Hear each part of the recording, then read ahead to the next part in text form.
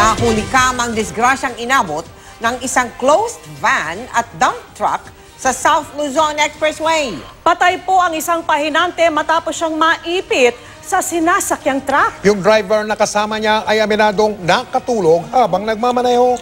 Mula sa SLEX, nakatutuko ngayon si Cedric Castillo. Cedric.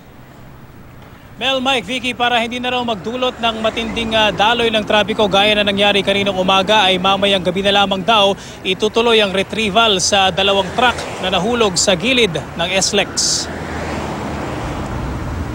Kuhang-kuha sa CCTV footage ang pagkahulog ng closed van at dump truck sa gilid ng SLEX southbound lane makalampas ng Alabang Viaduct. Sumapul pa sa isang billboard ng truck at sa lakas ng impact, nagkislapan ang mga kable ng kuryente at may nabuwal na puno. Sa tindi ng pagkakaipit ng pahinante sa loob ng dump truck, hindi uubra ang diskarte ng mga rescuer kung hindi hihilahin ng paakyat ang truck. Gamit ang dalawang heavy-duty cranes, pasado alas 10 ng umaga o halos 5 oras mula ng maaksidente, nailabas sa pagkakatrap ang wala ng buhay na pahinante ng dump truck na si Esmar Tolentino. Nakaangat doon sa dashboard yung paa niya. Tsaka nakaano yung kamay niya, nakaganito. Yung dashboard yung umatras, umipit doon sa mukha niya. Tsaka sa katawan niya. Sa tabi ng dump truck, nakasalampak din sa bangin ang nagkayupi-yuping closed van. Gapang ang daloy ng trapiko sa magkabilang lanes dahil sa aksidente. Ayon sa pahinante ng closed van, pasado alas 5 na madaling araw nang salpukin sila ng dump truck. Nasira kami ng propeller, kaya nagpahinga kami dyan. Maya bigla na lang kami bumulos pababa, binanggana pala kami. Nakaligtas sa aksidente ang iba pang sakay ng closed van, gayon din ang driver ng nakabanggang dump truck.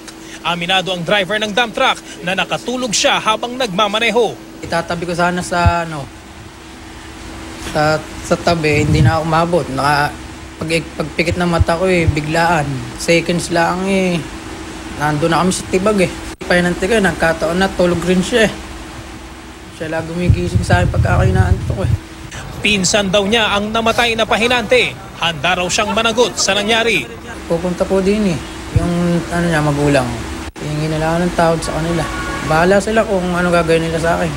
Sa part naman ng may-ari, gusto niya naman isettle lahat para maging clear yung sa business niya, yung na-damage niya. If ever maihabla ko sa kaso, syempre unang-una, reckless imprudence resulting to multiple physical injuries with homicide as well as property damage.